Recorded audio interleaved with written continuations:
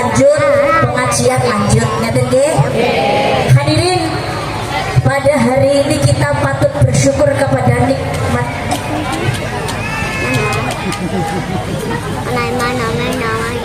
Oh Masya Allah, Alhamdulillah. Ini dari Al Hidayah. Happy Mother's Day. Happy. Terima kasih. Oh foto dulu. Oh. Tak kira ki napa niku dineh nongko bareng ngaji tengah-tengah foto se Allah. Nggih nek dadi wong ayu ki risikone ya ngene iki. Eksen dulu.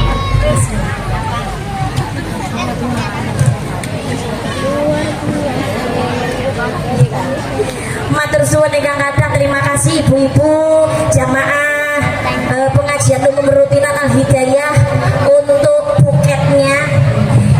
Alhamdulillah, mudah-mudahan Al Hidayah sedoyo jamaah panjang umur, banyak rezeki, ibu-ibu yang sholihah, ibu-ibu yang hebat, yang mencetak zuriyah yang sholih dan sholihah. Amin Allahumma, amin Allahumma, amin ya rabbal alamin. Kembali ke laptop. Pengajian pada kesempatan pagi hari ini kita wajib bersyukur kepada nikmat Allah Subhanahu wa ta'ala, masih diberikan nikmat sehat dan juga nikmat sempat. Alhamdulillah. Apalagi hari ini 22 November bertepatan dengan hari Desember ya, 22. Nah kalau dewa sanjang nopo Clinton itu bener niku Desember. Nah sing sanjang November sinten? Wah toh. Kulo ada milik Happy Mother's Day niki lho. Selamat Hari Ibu. Kayak ini untuk karisma, kayak bentuknya buket kayak kado untuk aku baru ingat gitu loh. Saya kan juga lahirnya di bulan November. Saya lahirnya November, kok ngatur aku loh. Ditoknoki aku kok segeger kono. Saya lahirnya kebetulan bulan November, tanggalnya itu kan 21. Jadi jejer karo 22. Nah, makanya dapat hadiah ini kan aku keterucut ngeten 22 November jebule Desember. Hari ini 22 Desember bertepatan dengan Hari Ibu, maka tema hari ini adalah keberkahan hidup didapatkan jika ibu engkau muliakan. Insya Allah. Maka ada perintah dari Allah Subhanahu wa ta'ala, ada 3 perintah. Perintah ini saling berkaitan maksudipun menurut para ulama, kalau salah satunya tidak dijalankan maka tidak diterimalah amal yang lainnya. Jadi amal yang lain tidak akan diterima kalau salah satunya diabaikan, tidak dikerjakan. Perintah 3 ini saling berkaitan. Perintah yang pertama adalah aqimus shalah wa atuz zakah. Dirikanlah sholat dan juga bayarlah zakat. Yang kedua adalah ati'ullah wa ati'ur rasul. Taat kepada Allah dan taat kepada Rasulullah. Dan perintah yang ketiga adalah anishkurli wali walidaika. Bersyukurlah kepadaku dan kepada bapak ibu. Nah, ini saling berkaitan. Yang pertama, aqimus shalah wa atuz zakah. Salatnya enggak akan diterima kalau zakatnya punya tanggungan tapi tidak dikeluarkan. Begitu juga zakatnya tidak akan diterima walaupun sudah sampai nisabnya apabila salatnya yang utama ini tidak dikerjakan. Tapi nek amale pengen sempurna, ya salat, ya zakat. Salat nek zakat tidak mampu mergo gak duweni bondo, belum mencapai nisab. Jangankan kok sampai nisab mbak mangan wae kangelan, berarti ya dizakati. Nah yang kedua adalah ati Allah wa ati'ur rasul. Taat kepada Allah dan taat kepada Kanjeng Nabi Muhammad alaihi wasallam. Yang wajib dijalankan disertai dengan yang sunnah. Taat kepada Allah berarti yang harus taat kepada Kanjeng Nabi. Yang wajib dijalankan akan lebih indah kalau disertai dengan sunnah, tapi tidak akan diterima kalau hanya sekedar sunnahnya yang dijalankan tapi meninggalkan kewajiban. Yang ketiga adalah anishkurli wali walidaika, bersyukurlah kepadaku, kepada Allah dan juga kepada ibu bapakmu. Nah ini loh yang kita jadikan tema pada hari ini. Kita gapai keberkahan hidup yaitu dengan memuliakan wong tua, tiang sepuh. Wong tua niku, orang tua itu jangankan kok sampai dimuliakan, dipandang saja. Yang namanya orang tua itu mewujudkan yang namanya pahala. Tiang sepuh niku urung sampai dimulyakno, disawang tok mawon dadosaken ganjaran. Memandang orang tua itu pahalanya seperti orang sedang naik haji yang hajinya diterima oleh Allah Subhanahu wa ta'ala. Padahal haji yang diterima oleh Allah, al-hajju mabruru laisa lahu jazaa'un illal jannah. Haji mabrur pahalanya tidak ada yang lain kecuali adalah surganya Allah Subhanahu wa ta'ala. Nyawang wong tua kanthi tresno, ora karo pelak-pelik lho niki.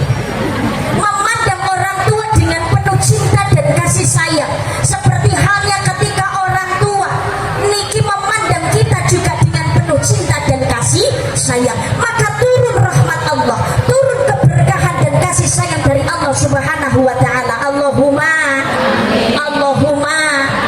wong tua disawang tok mawon ganjaran apa maneh disenengno lan dimulyakno. Kanjeng Nabi ngemutaken cilaka gawe banget kanggone anak sing menangi wong tua ning ngene alam donya tapi gak tau mulyakno. Celakalah bagi seorang anak ketika hidup di dunia sempat menemui orang tuanya tapi tidak pernah memuliakannya. Jadi orang tua itu kan tanggung jawabnya berat luar biasa. Gini apa mboten? Bapak mencari nafkah, awan gawe bengi gawe awan, sirah gawe sikil digawe melayu. Nyambut gawe mencari nafkah, banting tulang pemeras keringat, kadang-kadang berkorban dengan darah.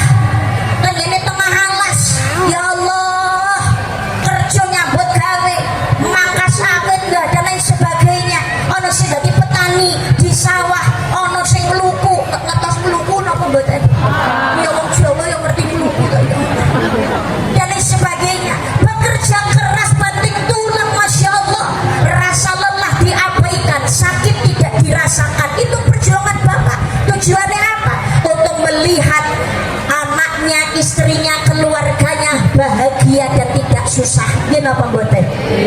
Dan juga seorang ibu, ya Allah, betapa berat perjuangannya seorang ibu ketika hamil 9 bulan 10 hari, perjuangan tanpa henti. Niku nek kesel diseleh yo ora iso. Gini apa mboten? Mangan ra enak turu ra jenak. Melumah kaya tumpeng mengkur yo jeblak. Melaku ngono kaya panjat dengan ben. Rekoso lho Pak, nek bapak-bapak kan sponsore to. Tapi yang mengandung selama 9 bulan 10 hari adalah ibu. Rekasane ra karu-karuan, belum nanti ketika melahirkan. Nalikane ngelairake itu bertaruh nyawa. Hanya ada 2 pilihan, hidup atau mati. Tutuane nyawa.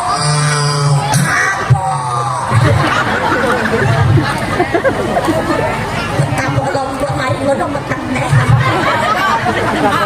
Ini karena apa? Kebahagiaan tersendiri mendapatkan amanah dari Allah Subhanahu wa ta'ala, yaitu yang berupa keturunan. Gini apa mboten? Maka seorang wanita ketika hamil itu pahalanya luar biasa. Ibu niku nalikane ngandut, siang harinya pahalanya seperti orang yang sedang berpuasa walaupun tidak puasa.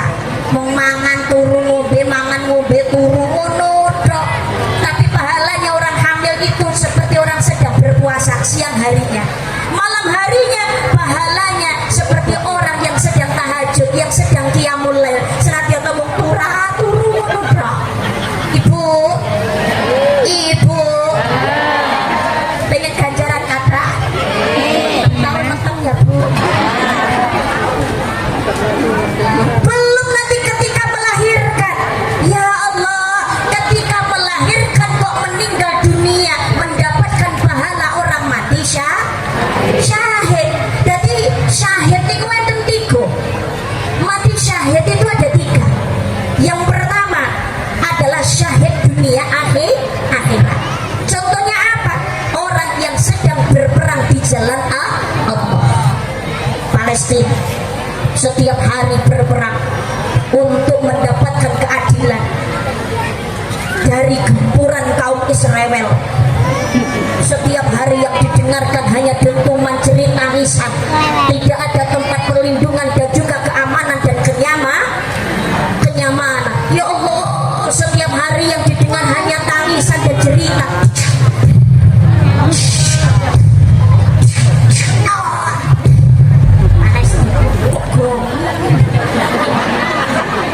Malah wayang utawa gamelan. Pernah kok digom.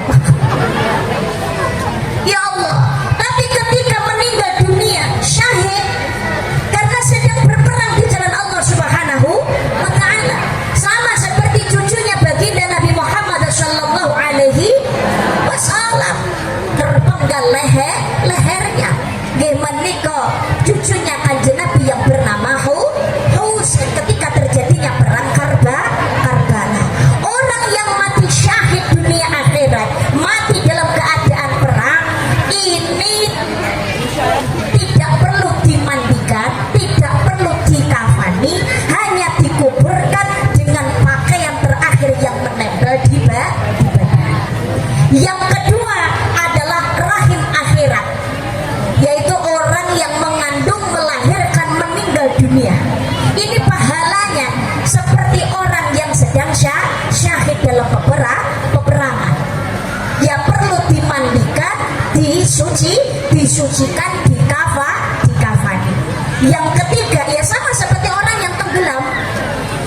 Itu pahalanya seperti orang yang sedang syahid berperang antara hidup dan mati. Dan yang ketiga adalah syahid akhirat. Syahid akhirat itu misalkan tertimpa batu, sedang dalam perjalanan tiba-tiba terkena longsor, kena batu, meninggal. Syahid akhirat. Nah, yang namanya syahid salah satunya adalah perjuangan ibu abot rekoso dan ibu niku ibu kaulah wanita yang mulia, derajatmu tingkat dibanding ayah. Kau mengandung, semuanya mengandung lagi, menyusui, mengasuh dan merawat, lalu membesarkan putra putrimu ibu. Yang namanya tugasnya seorang ibu itu beratnya luar biasa, bukan hanya sekedar mengandung, melahirkan, menyusui, mengasuh, bukan namun cukup tekokorodok. Yang terjadi kebanyakan adalah apa-apa yang terjadi kepada anak yang disalahkan kebanyakan adalah kita pembuatan anak guru sing disalahno ibu, anak iloro sing disalahno, anak tiba sing disalahno, anak bodoh sing disalahno. Itu loh berat perjuangannya. Ora pae ngono dak. Apa oleh gawe ya wong loro. Tapi ya Allah, selama ini kebanyakan kesalahan semuanya ditimbulkan kepada ibu niku lho rekasane dadi ibu. Maka mohon maaf, seorang anak niku kok urip gelem mulyane ibu, insyaallah akan turun ridho dan keberkahan dari Allah Subhanahu wa taala. Maka pentingnya berbakti kepada kedua orang tua, terutama kepada ibu. Al-jannatu tahta aqdamil ummahat. Surga itu di bawah telapak kaki ibu. Hai manusia kerakat ganteng, nek nama sakit bener keramat.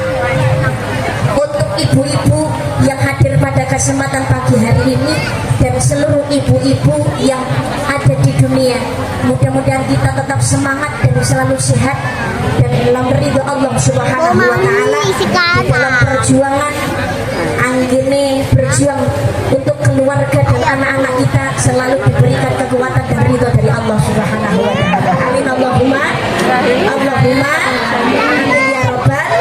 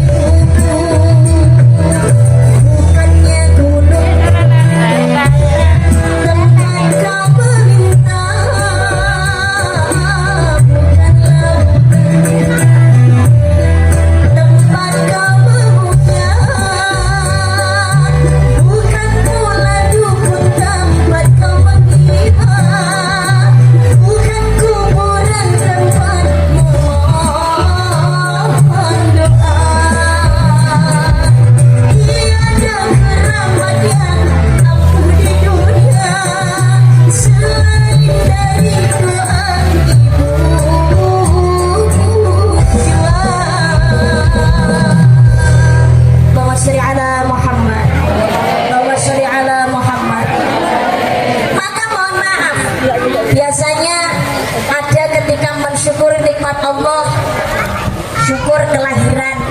Kadang-kadang anggone syukuran kelahiran niku bersenang-senang sampai lupa diri, nggih napa mboten? Berpesta pora dan lain sebagainya. Pakai kudung ya. Dalam rangka memperingati ulang tahun. Ulang tahun niku nek nggone Islam ya ora ono tradisine. Tapi monggo silahkan, tapi dengan cara yang baik. Syukur datang nikmate Gusti Allah. Ya ora kate tutup napa niku tiup lilin mboten.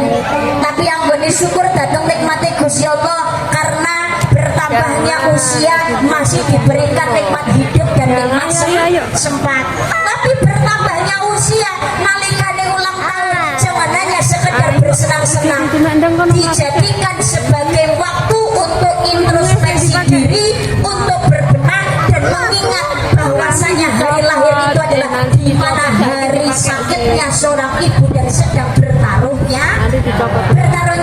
Kita mau boten, oke, maka ridhonya Allah, ridhane wong tua, ridhane Allah, ridhane wong tua, murkane Gusti Allah ya murkane wong tua. Kewajiban kita sebagai anak adalah berbuat baik, taat kepada orang tua, terutama kepada ibumu baru ayahmu, karena betapa beratnya tanggung jawab dan tugasnya seorang ibu. Sayyidina Ali bin Abi Thalib niku pangapunten, cintanya kepada ibundanya luar biasa. Saking cintanya Sayyidina Ali datang ibunipun, kemana-mana ibunya digendong. Saking cintanya dan saking takutnya Sayyidina Ali bin Abi Thalib menyakiti hati ibunya, sampai makan satu piring itu tidak berani. Awake dhewe malah seneng nggih, umpamane adung badu kali ibu ngoten nak remen. Tapi ternyata Sayyidina Ali malah justru tidak berani makan satu piring dengan ibunya. Lho lah kok ngono? Bukane jijik ngoten boten. Tapi ingin benar-benar hati-hati menjaga hati ibunya. Takutnya makanan yang diambil oleh Ali bin Abi Thalib itu adalah makanan yang diinginkan dan yang akan diambil oleh ibunya. Perkara sepele dong, tapi itulah kehati-hatiannya Sayyidina Ali bin Abi Thalib saking cintanya kepada ibu. Lho tapi Mbak, wong zaman saniki nyatane dene akeh wong tuwa utawa ibu sing dolim nang ngene anake ya kurang-kurang. Nggih napa mboten? Mbok aja nuntut to anak kudu berbakti karo wong tuwa. Mbok sekali-kali niku diomong wong tuwa sing dolim nang ngene anak ya akeh. Wong tua utawa ibu yang menjual anaknya sendiri ya tidak kurang-kurang.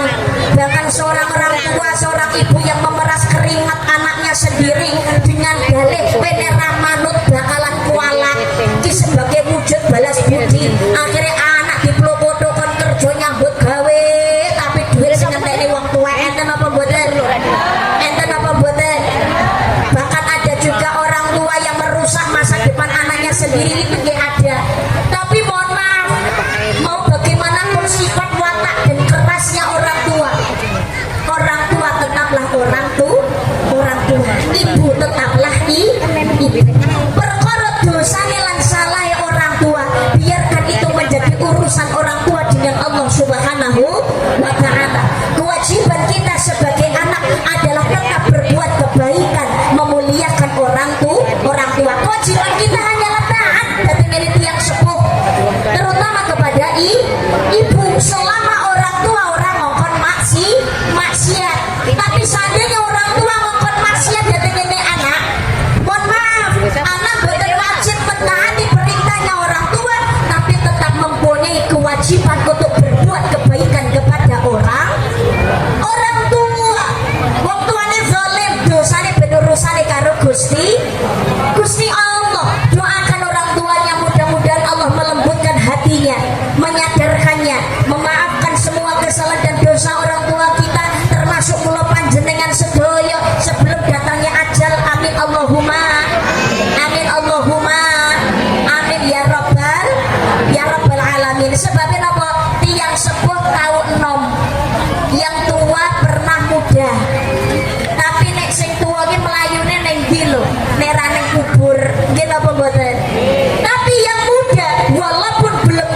usianya sampai tua, tapi punya peluang besar, punya keluarga, punya anak. Apa yang akan kita tuai nanti adalah apa yang kita tanam sekarang. Maka dengan memuliakan orang tua, insya Allah hidup kita diganti akan dimuliakan oleh Allah Subhanahu wa Ta'ala. Gelem nyenengke, gelem mulyane wong tua, insya Allah genti ijole mengke kula panjenengan sedaya diseneno lan dimulyakno kalian anak. Karena apa? Anak niku niru apa sing dadi pola tingkah tiyang sepuh. Nggih napa mboten? Nggih napa mboten? Lagi ini loh betapa pentingnya ridhonya orang tua. Sampai ada seorang anak ngapunten, nek tengene donya niku biasane sing dikenal niku rak sing sugih, sing pangkate dhuwur, sing uripe seneng, duweni jabatan, duweni titel, duweni gelar, ngono lagi dianggap dan dipandang. Nggih napa mboten? Nggih napa mboten? Tetapi sebetulnya Allah sudah mengingatkan, innallaha la yanzuru ila suwarikum wa amwalikum walakin yanzuru ila qulubikum wa a'malikum. Allah tidak memandang kecantikan, ketampanan, tingginya pangkat derajat maupun banyaknya harta benda. Yang dipandang Allah adalah hati yang baik dan melakukan amal kebaikan, ngelapai amal kesainan. Tapi ternyata mohon maaf, ada seorang pemuda miskinnya luar biasa, dipandang sebelah mata, bahkan dihinakan. Orang sing kenal, tapi ternyata beliau sangat terkenal di penduduk langit. Doanya selalu diijabah oleh Allah Subhanahu wa Ta'ala. Siapa dia? Uwais Al-Qarni. Kenapa Uwais Al-Qarni begitu sangat terpandang, terkenal di penduduk langit, begitu sangat dicintai oleh para malaikat? Doanya diijabah oleh Allah Subhanahu wa Ta'ala karena mempunyai cinta yang luar biasa kepada ibu. Ibune perintah nopo kemawon, Uwais Al-Qarni niku sendika dawuh, Uwais Al-Qarni niku seneng utawa ora seneng selama ibu perintah, selama ora nerak syariat, maka Uwais Al-Qarni akan melakukannya. Pernah suatu ketika niku nuwun sewu, Uwais Al-Qarni niku punya cinta yang luar biasa kepada baginda Nabi Muhammad sallallahu alaihi wasallam. Saking cintane datang Kanjeng Nabi, Uwais niki nyuwun izin datang ibunipun, ibu, saya pengen berjumpa dengan Kanjeng Nabi. Saya ingin memandang kekasih hatiku walaupun hanya sebentar, ibu. Mohon izinkan aku untuk bertemu Rasulullah di Madinah. Oleh ibunya diizinkan. Kalau ibu niku diizinake, wes tak izinake awakmu nang gone Madinah ketemu karo Kanjeng Nabi. Ning sakwise teko Madinah ora oleh suwe-suwe, kudu langsung balik mulih, ora perlu nginep. Uwais Al-Qarni sendika dawuh manut dhateng ngene perintahe ibu, berangkat dhateng ngene Madinah. Ternyata di Madinah Uwais tidak bertemu dengan baginda Nabi Muhammad sallallahu alaihi wasallam. Sebab Kanjeng Nabi sedang dalam peperangan. Nalikane Kanjeng Nabi berperang ini, Uwais mendengar bahwasanya giginya Rasulullah ada yang tanggal. Mergo kena hantaman dari musuh. Jadi gigi Kanjeng Nabi enten sing merotol. Saking cintane Uwais Al-Qarni, giginya sendiri ada yang dipatahkan sebagai bentuk cinta kepada baginda Nabi Muhammad sallallahu alaihi wasallam. Dia pengen sekali ketemu kali Kanjeng Nabi, tapi mergo eling datang perintah ibu, nek wis teko Madinah ora oleh nginep, kudu langsung balik mulih. Karena mengingat perintahnya ibu, senadyan mboten sakit kepanggih kali Kanjeng Nabi, niki Uwais Al-Qarni langsung pulang untuk menemui ibunya. Dan luar biasanya lagi adalah ibu niki pengen teng Mekah, pengen haji, duit ora ono, kendaraan ora ono, gak duwe apa-apa. Akhirnya apa? Perjalanan Madinah Mekah sing jarak tempuhe kurang luwih 500 kilometer. Nek numpak bis mawon butuh waktu sekitar kurang lebih 4 jaman. Lho apa meneh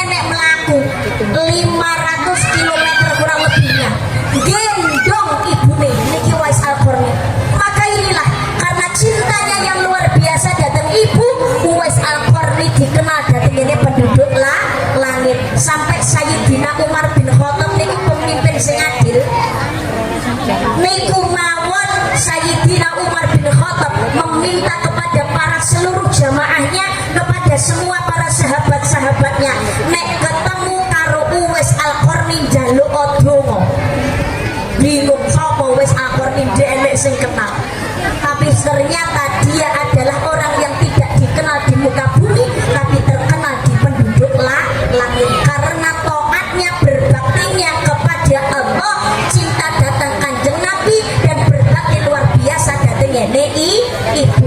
Jadi dongane